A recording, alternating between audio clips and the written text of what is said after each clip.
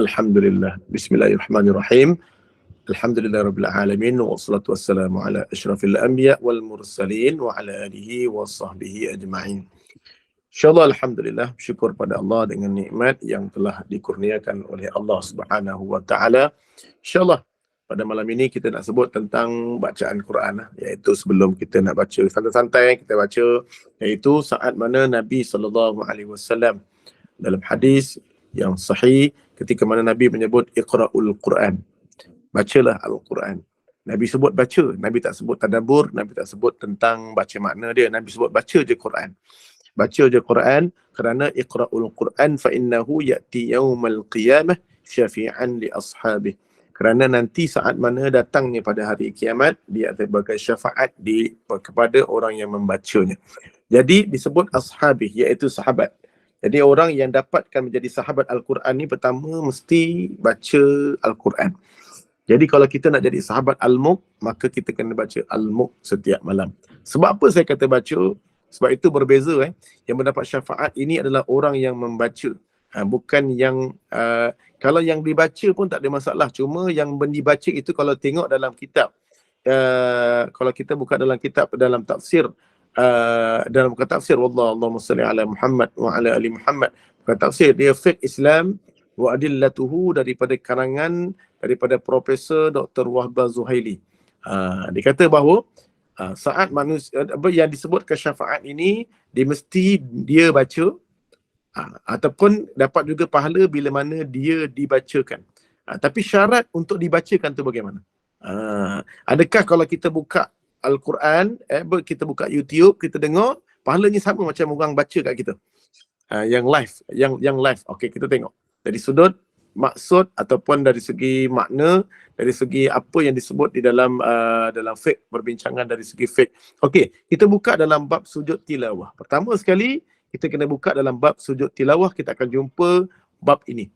Yang pertama sekali, bila kita menyebut dalam sujud tilawah, maka Nabi SAW pernah menyebut tentang sujud tilawah, iaitu sujud sajadah. Wa idza quri'al Quran 'alaihimul Quran la yasjudun. Ya, pertama dikata bahawa dan apabila Quran dibacakan kepada mereka dan mereka tidak bersujud. Ini orang-orang yang kafir. Jadi kita pun lalu bersujud kepada Allah Subhanahu wa taala. Dan orang-orang yang syaitan, orang yang kafir, bila mana dibacakan ayat sajadah dia tak sujud. Ini dibacakan, kan dibacakan kan? Dibacakan, dia membaca dan dia membaca. Dia membaca, yang kali ini dia dibacakan, tapi dia tak sujud juga. Tapi kali ini disebut idza qara'al ibna Adam, apabila membacanya anak Adam itu surah sajadah, maka anak Adam itu sujud. Maka i'tazala syaitan, maka syaitan pun menangis dan berlari sejauh-jauhnya. Sejauh-jauhnya. Dia menangis dan dia lari sejauh-jauh. Maksudnya syaitan tak suka. Okey, daripada ayat ini, sujud sajadah ini dalam mazhab Hanafi wajib. Bila sampai ayat sajadah, wajib kita sujud. Pertama, kan? Bila mana kita baca dan bila mana dibacakan. Okey. Jadi dalam mazhab Hanbali, Maliki dan Syafi'i kita sunnah yang amat-amat dituntut untuk kita sujud. Okey, persoalan. Adakah dikata saat mana kalau kita menyebut kedua, iaitu bacaan yang maksudah, artinya benar-benar membaca dan konsentrasi. Di sini kita mesti membaca dengan penuh konsentrasi, pertama. Okey. Yang kedua, mesti kalau dibacakan, mesti kita yang fastami'u. Kan apabila fastami'u, bila kamu diistami' Al-Quran, dia mendengar Al-Quran itu, dia meminta baca. Maksudnya bukan dia mendengar Al-Quran, tapi dia meminta baca. Dia minta untuk dibaca. Tak sama Kalau kita dengar Quran ni macam pergi yang sana. Tiba-tiba pergi yang sana, pergi kedai buku, ada orang buka Quran. Kita tak minta pun baca. Kita tak minta dengar pun. Tapi orang buka Quran, kita dengar. Kita terdengar lah bila ada orang sebelah buka Quran. Tapi kalau kita minta baca lain, macam ni. Kita tadarus Quran, orang baca kita dengar. Yang tu kita memang minta. So dalam satu majlis. Jadinya, maka yang itulah yang wajib kita baca sujud sajadah bila sampai ayat sajadah. Dan wajib dan juga sunat kita diam. Kita ke mana? Dibacakan. Okey. Yang kedua, dia tidak boleh berbentuk rakaman. Kalau rakaman, maka dia tidak wajib ataupun tidak disunnahkan untuk sujud. Sujud. Contohnya kita buka YouTube Syekh Ghamidi, Syekh Sudais. Ataupun kita buka surah sajadah, imam, tapi kita buka YouTube yang bukannya live. Maka kita tidak wajib sujud sajadah bila sampai ayat sajadah. Walaupun kita yang buka. Tapi kalau kita buka live daripada Mekah pukul 2 pagi Ramadan, sampai-sampai Sudais baca surah sajadah, maka kita juga adalah sunat untuk sujud. Kalau imam sunat, kalau tak boleh sujud, kita gantikan dengan subhanallah walhamdulillah wala ilaha illallah wallahu akbar 4 kali. 4 kali. Okey, di sini kita nampak tak? Bacaan Al-Quran yang kita baca menjadi syafaat, dan juga yang dibacakan juga boleh juga. Tapi dibacakan tu mesti yang kita minta baca secara live, bukan rakaman. Okey, dah tanya tadi apa? Tanya ulang balik. Apa ada nak tanya? Yang kat tangan tadi tu? Redwan dia, Cik Redwan. Ada nak tanya. Cik Redwan. Okey, boleh. Assalamualaikum. Waalaikumsalam warahmatullahi. Saya nak tanya, apa beza kita baca Quran dengan baca Yasin?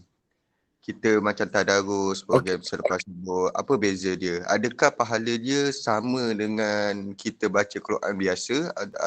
Dan ada ke beza antara kita baca Yasin, surah Yasin dengan baca Al-Quran? Saya sebenarnya kurang faham.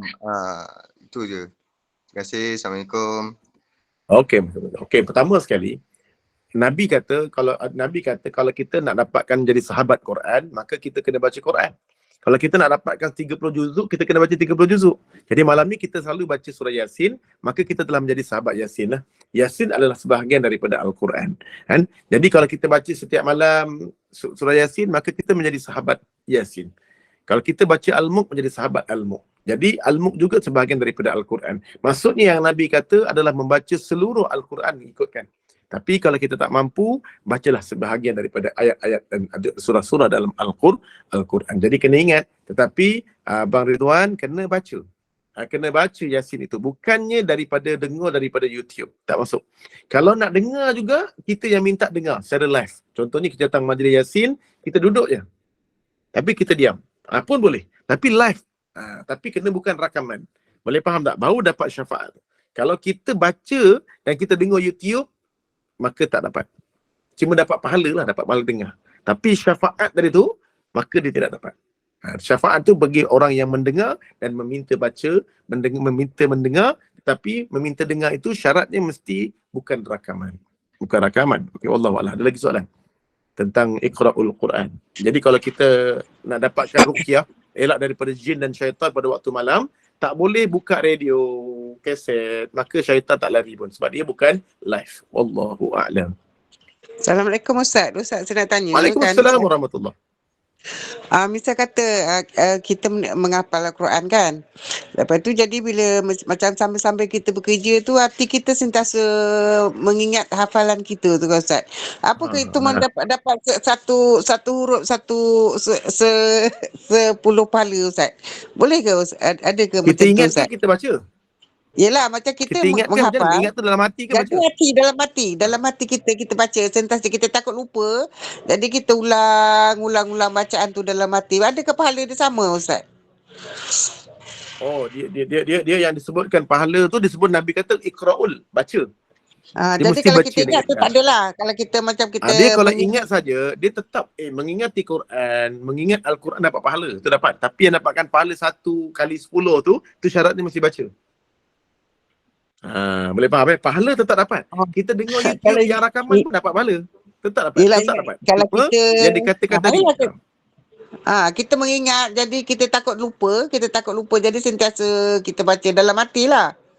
Jadi itu kira dapat pahala je lah Ustaz. Yang ganda-ganda tu tak boleh. Mengingat semua dapat pahala dalam Al-Quran. Cuma pahala tak sama lah dengan kita membaca dengan mulut, dengan lidah. InsyaAllah. Sebab dia ingat Al-Quran. Ingat Al-Quran kan satu ibadat. Satu ibadat. Jadi sebab tu saya kata tadi, buka YouTube bukan tak dapat pahala, dapat. Cuma nak dapatkan syafaat tu. Nak dapatkan contohnya macam kita nak baca ruqyah, kan? Dia punya sampai maksud tu, dia mesti baca bukan rakaman, Kalau kita meminta baca tu, mesti kita yang meminta baca, bukan menumpang-numpang begitu. Contohnya kita, Ustaz, boleh tak bacakan saya surah Fatihah kepada saya? Tu, meminta baca. Kan? Maksud dalam satu majlis. Faham tak? Tadarus Quran. Itu kita minta baca. Yang itu tu, kita kena diam. Fastami'ul Quran, bila mana kamu minta membacakan, fastami'u. Fastami'u kan macam istighfar. Fastaghfiru. Meminta ampun. Alif sin ta tu perkataan meminta. Bila kita meminta baca, kita kena diam. Kalau memang kita pergi satu kedai buku, orang tengah buka Quran, kita tak perlu diam, kita boleh berbual. Sebab bukan kita yang minta dia buka. Kita cuma kebetulan lalu kedai buku dan orang tengah baca Quran. Maka kita tak payah. Kalau sampai surah sajadah, maka kita tak perlu pun sujud. Sebab kita tak minta dia membaca. Tapi kita tak minta dengar pun. Jadi, boleh faham Jadi, kita kena tahu bahawa yang dapatkan syafaat, mesti kita yang baca. Dan kalau nak dapat pahala yang betul-betul dapat kelebihan, macam ruqyah sebagainya, mesti yang kita minta baca. Contohnya, Ustaz, bacakan saya ruqyah sikit, Ustaz. Anak saya ni, saya bacakanlah. Tak boleh, rekod. Dia rekod, kemudian bacakan. Nanti buka telinga dia. Tak boleh. Dia mesti secara live. Itu memang disebut dalam fiqh Islam wa adillatuhu. Baru dapat. Jadi kita kadang-kadang kan buka ruqyah malam-malam. Mana buka radio? Tak dapat apa. Tak kesan dia tak ada. Pahala dapatlah. Pahala dapatlah. Sebab kita tengok Quran dapat pahala lah. Tapi tak dapatlah disebutkan sebagai mana yang disebutkan sebagai ruqyah tadi tu ataupun mendapat syafaat tak dapat. InsyaAllah. Wallahualam. Admin, okey, terus insyaAllah. Boleh angkat. Saya tak kenal sampai admin. Ustaz. Assalamualaikum warahmatullahi. Soalan lain. Ada yang boleh. saya tanya, Ustaz. Berkenaan dengan taipusam yang memecahkan kelapa tu. Kelapa tu kita boleh guna tak, Ustaz? Itu soalan cepu emas tu. Soalan cepu emas. Dan Okey. Dia lebih kurang macam ni juga, Pak Ustaz. Dia lebih kurang sama macam ni lah. Sebab ada situasi lagi satu. Orang yang bukan Islam ni lah, dia orang melepaskan hajat pada ikan tu dia orang lepaskan ke sungai, dan ikan yang dilepaskan tu macam kita ni boleh makan tak? Macam tu. Lebih kurang macam ni lah. Sama juga macam yang kelapa ni, kalau pecah kan, lepas tu takkan buang macam tu membazir kan. Macam kita ni, tak tahulah dia orang buat apa lepas tu. Saya pun tak pasti buang ke. Okey, insyaAllah. Dia pertama, soalan ni sama je dengan persoalan-persoalan yang pernah dibuatkan oleh fatwa-fatwa, iaitu biasa yang disebut makan buah limau lepas sembahan. Sama je tu. Makan limau, makan kelapa yang dia buat sembah. Kan? Buah tu dia dah buat dah. Dia dah buat apa? Sembahan. Kan? Ada suara saya tak? Saya tempat no connection. Ada Ustaz, ada. Ada, okey. Okey, pertama sekali sama je jawapan dia dengan iaitu pertama sekali Nabi SAW, Allah SWT kata, ya ayyuhalladzina amanu, wahai orang amnu, wahai orang beriman, ayyuhalladzina amanu, kulu min thayyibat ma razaqnakum. Makanlah daripada benda yang baik dan juga apa yang telah direzekikan kepada kamu. Jadi ini pertama menuntut kita makan daripada yang terbaik dan juga yang halal. Jadi al-haram wa bainal halal bayyin. Halal ini jelas. Wal haram juga bayyin, jelas. Teranglah. Wa baina zalik umuri mutasyabbihat. Di antara keduanya adalah yang syubhah. La yadri katsirun minan nas aminal halal hiya amul minal haram. Maksudnya di antara sama-sama itu adalah merupakan syubhah. Jadi kena tahu bahawa meskipun perkara itu jelas haram, jelas halalnya, jadi melalui nas, akan tetapi tiba-tiba kan oren, limau kan jelas halalnya. Betul tak? Jelas halal. Tetapi tiba-tiba ada benda yang menyamarkan dia. Iaitu dia ni baru lepas sembahan. Orang buat sembah. Orang buat sembah. Jadinya, merujuk kepada itu, pertama sekali mengambil makanan buah-buahan dalam tokong. Sama je. Sama dengan buah-buahan sembahan yang lain. Kambing dah buat sembahan dan sebagainya. Maka kepada pemilik itu, maka kalau mencuri memang tak boleh lah. Siapa yang pernah curi limau? Saya dulu kan. Makan pernah kawan saya ni, dia selalu bawa limau pergi sekolah. Bawa pergi sekolah. Saya pun dah makan-makan nak dekat berapa kali makan dah tanya. Kau beli limau je? Memang mesti beli limau Aku ambil tu kat Rengit tu, dekat depan masjid tu kan ada tokong tu. Lalu depan tu ada limau. Masya Allah, la quwwata illa billah. Dia pergi ambil. Dia pergi ambil. Dia jalan naik basikal. Pagi-pagi je dia ambil. Pagi-pagi dia ambil. Pagi-pagi dia ambil. Lala kita ni makan tak bertanya. Tapi dah masuk perut banyak lah. Sebab tu hilang apazan ni. Okey. Jadi makan limau tokong. Tapi tak ada masalah lah tu. Okey. Cuma nak sebut bahawa mencuri tu tak boleh lah. Mencuri tak boleh. Cuma kalaulah dikatakan benda yang dimakan tu apakah hukum makan buah yang disembah berhala. Kalau tak curi, dibagi. Maka dibagi. Maka telah berkata Abu Bakar, Abu Umar, tidak mengapa dengan makan makanan golongan penyembah berhala. Tak ada masalah. Pertama sekali, kalau orang tu syirik ke macam mana pun, makanan mereka kita boleh makan. Itu ada juga orang Majusi sekalian yang bukan ahli kitab sekalipun. Maka walaupun di kalangan kufar, maka makanan itu boleh dimakan, yang penting kalau disembelih lah. Kalau macam limau tak ada masalah. Limau ke apa sebagainya tak ada masalah. Tadi apa tadi? Kelapa kan? Dia tak ada kena dengan sembelihan. Sembelihan kena sembelih dengan cara yang betul lah. Okey, jadinya namun begitu terdapat juga sebagian ulama melarang makanan yang bagaimana yang dikatakan makanan yang sembahan. Sebagian ulama kata boleh. Jadi kat sini saya tampak kami lebih cenderung kepada dikata bahawa mufti wilayah ni kata kami lebih cenderung agar boleh dimakan buah limau sembahan itu, tetapi lebih baik dikeluar khilaf. Yang bolehnya bila limau tu limau Cina, orang bangsa ni bagi kita makan, tak apa. Dia bagi kita kan, dia beli dan dia bawakan limau untuk kita, hadiah. Tapi kalau hadiah tu memang dah dibuat sembahan, kita makan, dia dah buat sembah dekat tokong ni, dah ancak tu kan. Dia dah buat satu anjing, satu hantu ke, lepas tu dia bagi kita makan. Jadi sebenarnya boleh juga. Cuma dielakkan kalau boleh. Dia tak haram, tapi dia syubhah. Boleh tak? Sebab sebagian ulama' membolehkan, sebagian ulama' tidak membolehkan. Boleh faham tak? Apa jawapan mufti pun tak terang juga, nampak. Saya nampak pun tak apa terang. Sebab dia pun tak menjelaskan boleh ke tidak boleh. Dia kata kalau yang boleh tu bila kelapa tu diparut oleh orang kafir boleh. Orang agama mereka. Tapi kalau dah dibuat sembahan, maka sebagian ulama' kata boleh. Al-Imam Qurtubi. Sebagian ulama' kata syubhah. Tu syubhah. Dielakkan. Patut dielakkan. Tapi tak sebut pun haram. Tak ada sebut pun tak boleh. Boleh faham tak? Jadi kalau rasa macam tak terpodin tu, tak payahlah makan. Jawapan saya lah. Faham Ustaz? Alhamdulillah.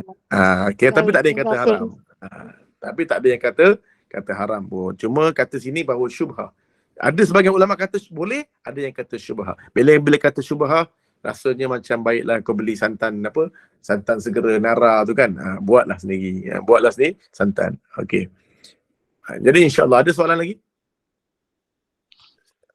Yang ada soalan, silakan. Saya nak tanya. Silakan Okey, Puan boleh Anissa. Boleh. Okey. Terus. Satu, masa kecil-kecil Ustaz kat Rengit, saya kat Benut. Saya suka makan biskut toncit Tok Kong. Pernah lah dengan abang dulu. Tak apa. Kalau kes-kes yang macam tu, kita perlu macam, sebab kita kan tak tahu, kita perlu bertaubat ke Ustaz? Macam adakah dia akan mengganggu kita punya, apa tu kata yang benda, apa tu, satu syarak, satu apa, warak. Benda-benda yang macam itu. Benda-benda yang subhah Syirik tu ni. apa dia benda tu curi ke bukan? Benda tu macam mana alah budak-budak nakal. Kurang kalau lebih curi, macam tu lah. Kalau curi memang dosa curi lah. Kena bertaubat lah curi. Curi bab lain Allah. Kalau yang dibagi lain. Kalau bab curi tu lain lah. Tapi kalau bab curi tu haram. Tapi kalau dia bab dimakan biskut yang sembahan itu, dia tidak haram. Dia tidak haram. Tapi curi itu haram. Tapi kalau dimakan biskut tu secara orang bagi, maka dia tidak haram. Tapi syubhah. Syubhah saja. Tapi kalau dia curi, memang tak payah tokong. Kalau kau curi dekat masjid pun haram. Biskut dekat masjid pun jadi haram kalau curi kat masjid. Wallah. Ustaz. Ni lagi tadi. Yang kejap. Yang apa tadi yang Ustaz kata kena live tu, kalau macam kes kita ni consider live ke tidak? Macam kita live. Google Meet tu consider live lah. Yap, betul. Saya waktu ni tengah baca. Tengah baca. Macam juga saya kata tadi, kalau kita pukul 2 pagi, kan kita rasa, saya suka dengan rumah saya 2 pagi tak tidur, saya suka tunggu Masjidil Haram punya solat tarawih. Kan? Kalau esok tak ada apa-apa nak kerja, subuh je. Lepas tu saya akan suka buka pukul 2 pagi, 1:30 gitulah. Masjidil Haram akan tarawih kan. Jadi saya suka buka. Saya suka buka live dia.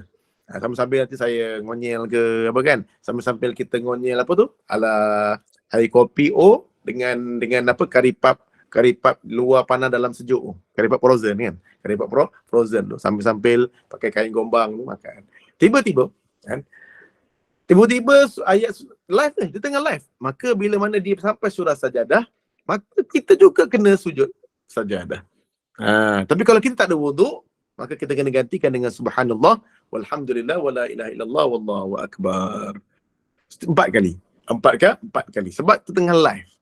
Tapi kalau kita tengok YouTube, tiba-tiba Sudais baca rakaman. Besok pagi, pukul 8 pagi kita tengok rakaman daripada YouTube.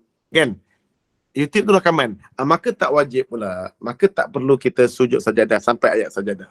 Boleh faham tak? Faham Ustaz. Live kena sujud. Okey, wallahu a'lam. Tapi sujud tu pun sunat. Okey. Puan Maimunah? Jelas insya-Allah. Okey. Warahmatullahi wabarakatuh. Saya mahu tanya tentang tempoyak. Tempoyak ni saya agak curious. Ya, kalau saya buat sendiri atau saya tahu orang itu membuat, saya makan.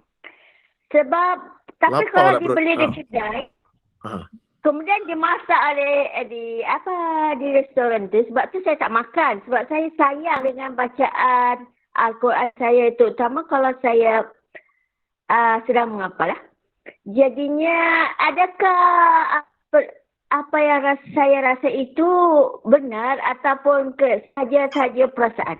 Sebab saya takut, sebab kotor kan. Saya menganggap kalau yang dijual di kedai itu kotor. Bagaimana pandangan Ustaz? Okey. Satu. Pertama sekali dalam bab makan. Nabi SAW pernah makan dengan orang Yahudi hidangkan Nabi. Nabi ni bila orang tanya, wahai Rasulullah, ini Yahudi yang hidangkan ya Rasulullah, maka Nabi kata yang ini apa?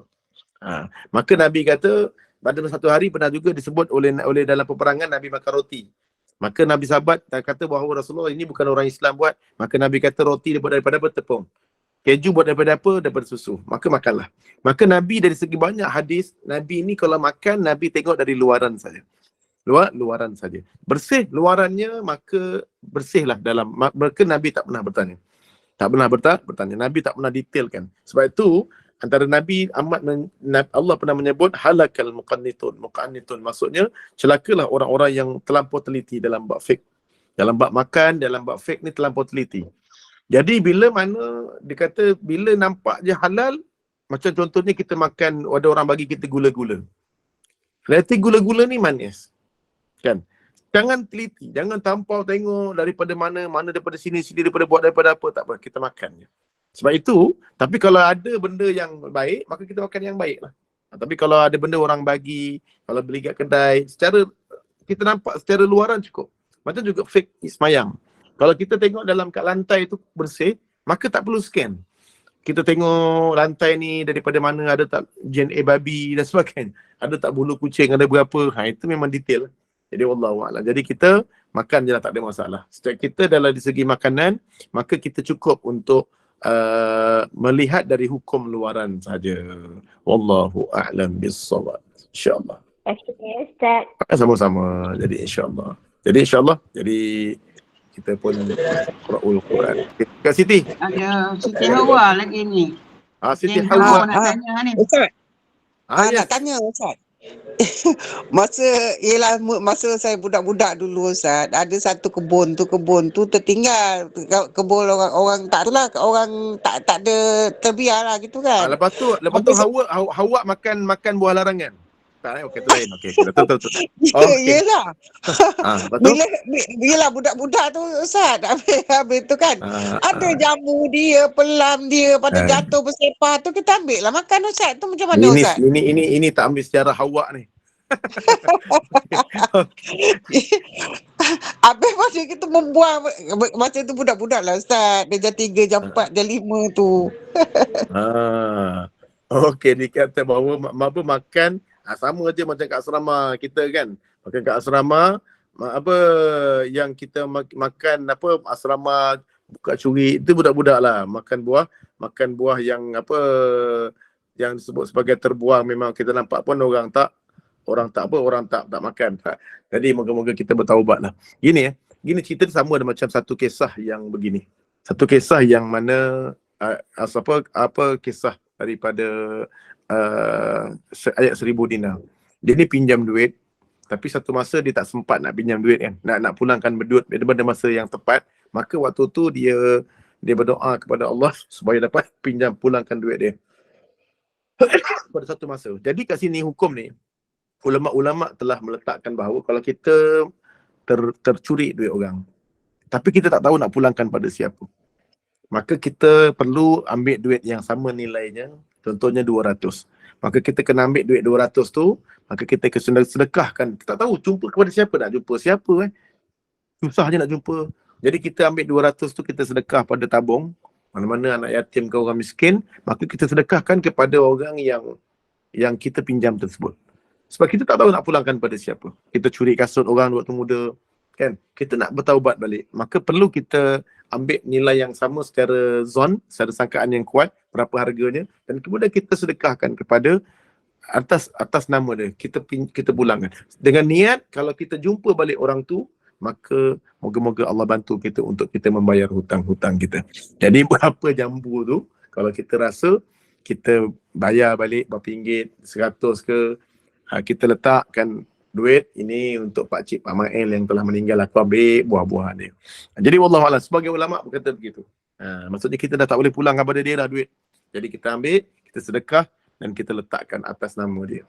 Moga-moga kalau kita ada peluang jumpa anak dia, kita pulangkan balik. Kita bayar, sungguh-sungguh bayar duit dia. Dengan moga-moga Allah ampunkan dosa kita. Ini dosa yang kita nak pulang duit tapi tak tahu nak jumpa dengan siapa. Macam kita curi selipar orang waktu muda.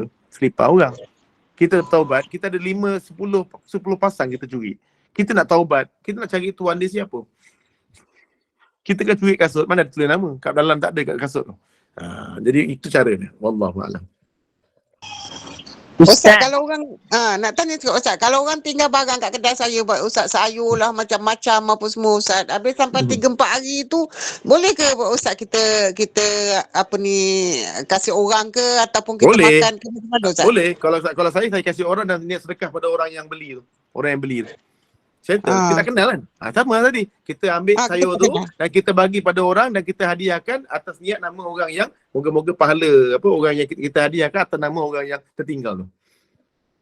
Macam mana? Benda tu tak tahu dah. Kita yang beli kat kita bukan kita tahu siapa. Tak ingat. Jadi kita ambil, kita sedekah kat orang. Allahuakbar. Ustaz, bila sama-sama berhutang dengan orang Muslim kena bayar sama. Kak Masroha. InsyaAllah. Bila sebut bab rakaman Al-Quran, jika seseorang tu sedang tenat kan, kebanyakan yang ada orang suka bacakan rakaman dekat pesakit tu. Selekeh Islam ni. Ustaz, berbanding kita bacakan sendiri kan. Dia memang tak boleh. Sebab dia punya di Al-Quran ni hendaklah dibacakan, bukan rakaman. Nak dibacakan. Kalaulah Al-Quran tu boleh dibacakan begitu, nanti akan datang kan ada package pula. Dia letak dekat kubur, dia letak je lah Yasin tu secara rakaman. Nanti akan datang kalau boleh lah. Nanti dia berpusing-pusing Yasin tu sampai 1000 kali dekat kubur. Bukan anak dia baca, tapi dia rakamnya. Anak dia rakamkan seminggu straight, berulang-ulang sampai 1000 kali. Kalau adalah kalau bolehlah hukum dia, maka akan orang buat begitu. Di rumah. Nanti kalau pindah rumah kan, nak pindah rumah baru, orang suruh baca Al-Baqarah, dia pergi buka rakaman Al-Baqarah YouTube. Habis, dia pun tengah kerja, dipasang YouTube Al-Baqarah dalam rumah dia. Dia balik kerja, dah siap dah baca Baqarah. Wah, macam tu selekeh. Allah tak boleh. Dia kalau baca, dia kena baca secara live. InsyaAllah, wallahualam. Assalamualaikum Ustaz. Baca tu mesti ahlil bait, mesti orang situ, orang rumah tu, tuan rumah. InsyaAllah. Assalamualaikum Ustaz. Waalaikumsalam warahmatullahi. Apa komen Ustaz? Saya ada seorang kawan yang matanya tak terhijab. Jadi dia pernah beritahu saya limau yang Cina sembahyang tu sebenarnya dah dimakan oleh syaitan lah, maksudnya jin yang disembah tu lah. Dan begitu juga di kedai-kedai yang mana ada pelaris, dia nampak lah benda tu bertinggik ke apa ke kat tepi bumbung ke. Jadi kita nak dengar cakap dia tak makan atau kita tawakal? Dia bukan nabi pun. Dan tak tahu lagi dia betul-betul terhijab ke tak, ataupun memongak lebih. Kan? Kita pun tak tahu. Sebab manusia ni bila dia terhijab nampak pun bahasanya orang manusia yang bila dia buka hijab dia, wali Allah dia jarang cakap dengan orang.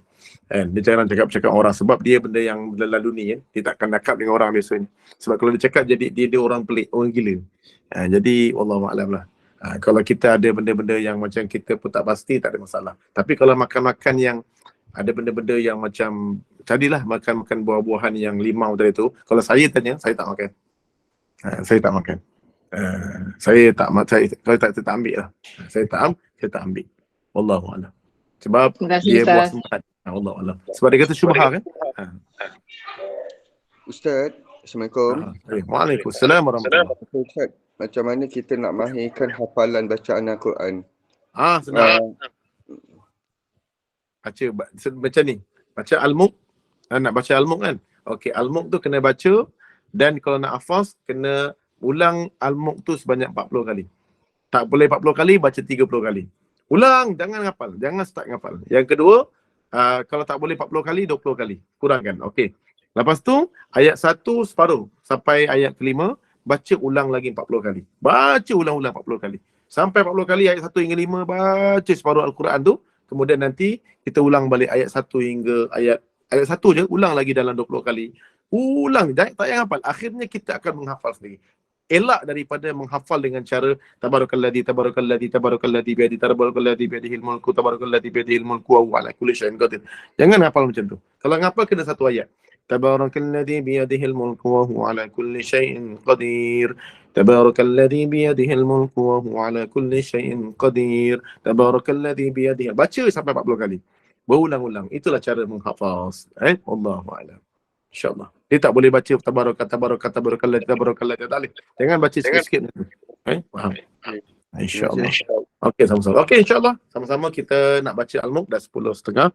InsyaAllah, moga-moga kita boleh membaca. Macam mana tu kalau admin? Kita punya ni? Kita punya... Ya, boleh dah. Udah hampir 8 ni. 9.30 dah. InsyaAllah. Boleh. Okey, 9.30 dah. Ni kita cuma cerita simple-simple tadi tu tentang baca Al-Quran. Alhamdulillah. Kongsi ilmu. Okey, insyaAllah. Okey, wallahu a'lam. Jadi kita, sebab tu orang tanya semalam yang tentang jin tadi tu lah, malam-malam dia pergi buka Al-Quran dekat luar rumah. Jadi saya kata, buat apa ni, ada manfaat ke buka Quran begini? Yang kena baca ni kan dibaca, bukan dia buka radio. Jadi wallahu a'lam. Jadi insyaAllah moga-moga kita semua diberikan keberkatan dan kerahmatan. Okey, kita baca surah Al-Mulk. Sebelum tu kita zikir kejap 3 kali. La ilaha illallah al-malikul haqqul mubin Muhammadun Rasulullah sadiqul wa'dul amin. La ilaha illallah al-malikul haqqul mubin Muhammadun Rasulullah sadiqul wa'dul amin. La ilaha illallah al-malikul haqqul mubin Muhammadun Rasulullah sadiqul wa'dul amin. Al-Fatihah. A'udzu billahi minasyaitonir rajim. Bismillahirrahmanirrahim. Alhamdulillahi rabbil alamin. Ar-Rahmanir Rahim. Maliki yaumiddin. إياك نعبد وإياك نستعين اهدنا الصراط المستقيم صراط الذين أنعمت عليهم غير المغضوب عليهم ولا الضالين. بسم الله الرحمن الرحيم.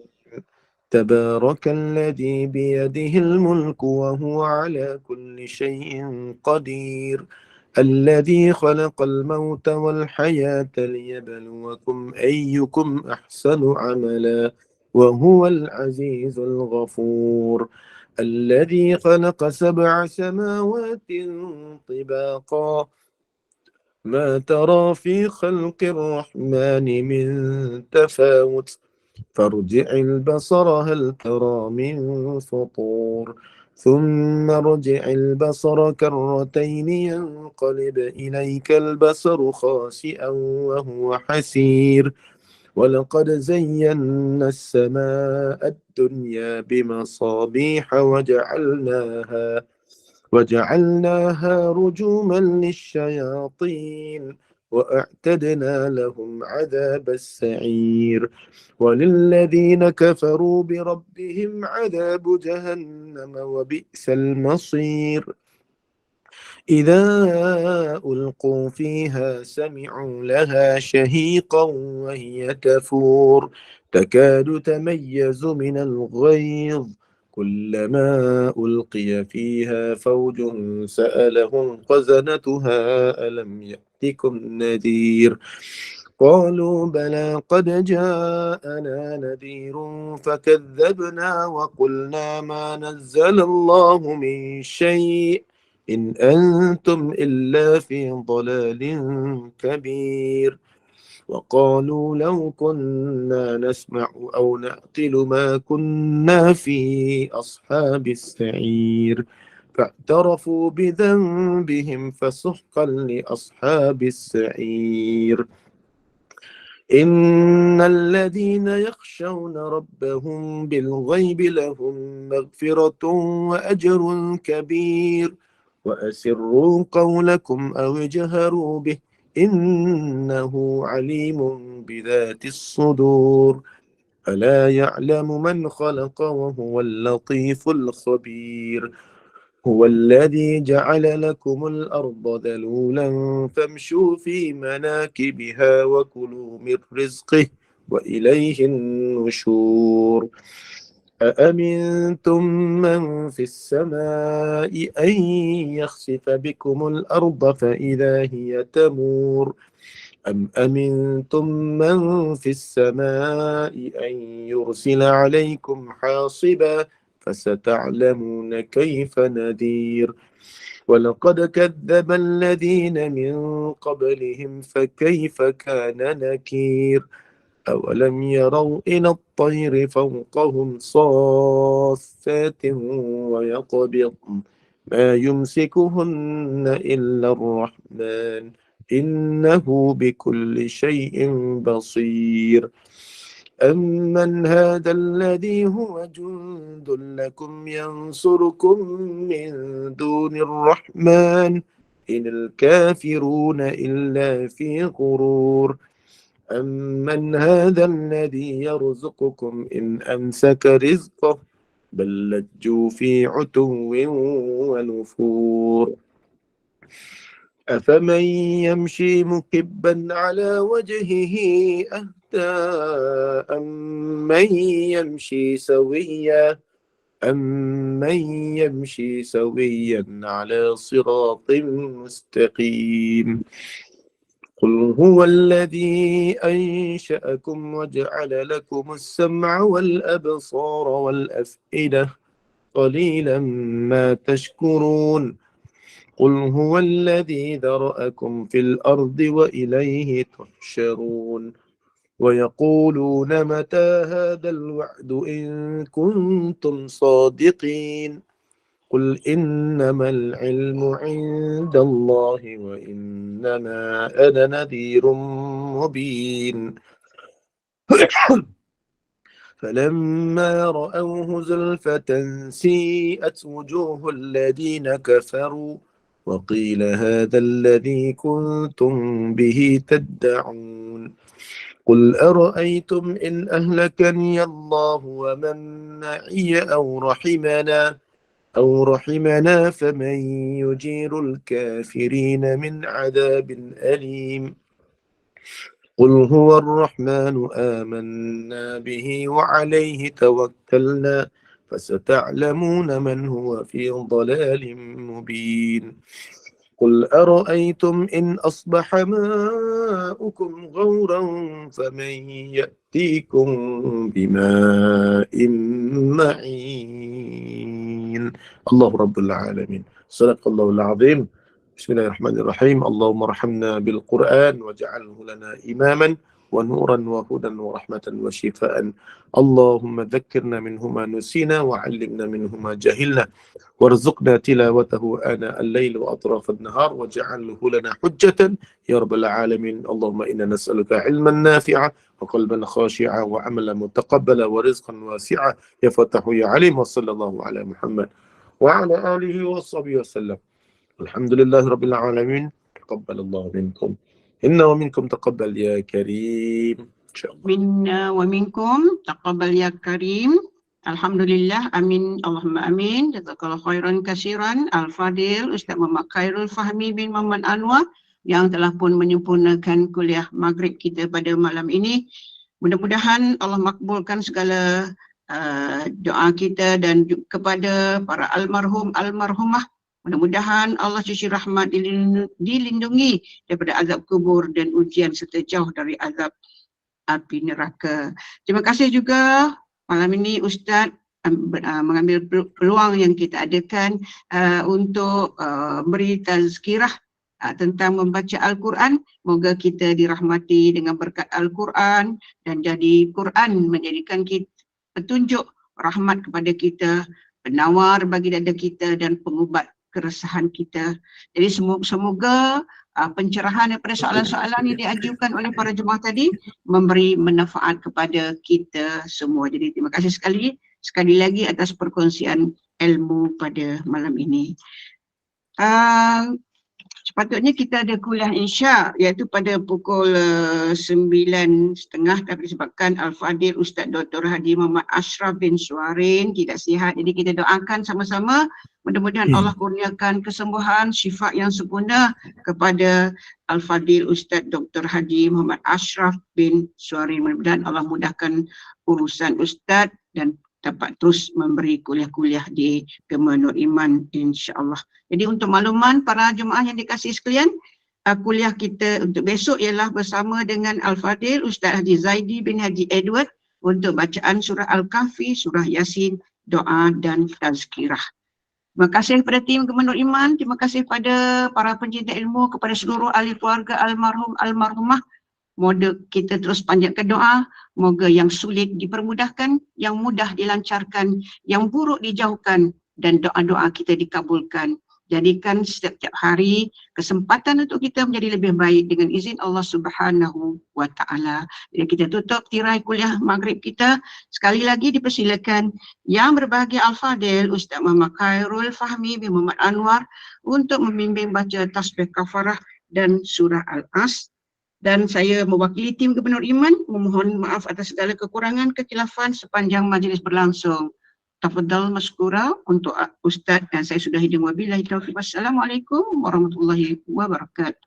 Subhanakallahumma wa bihamdika asyhadu an la ilaha illa anta astaghfiruka wa atubu ilaik. Bismillahirrahmanirrahim. Wal 'ashr innal insana lafi khusr illa alladhina amanu wa 'amilus solihat wa tawassaw bil haqqi wa tawassaw bis sabr.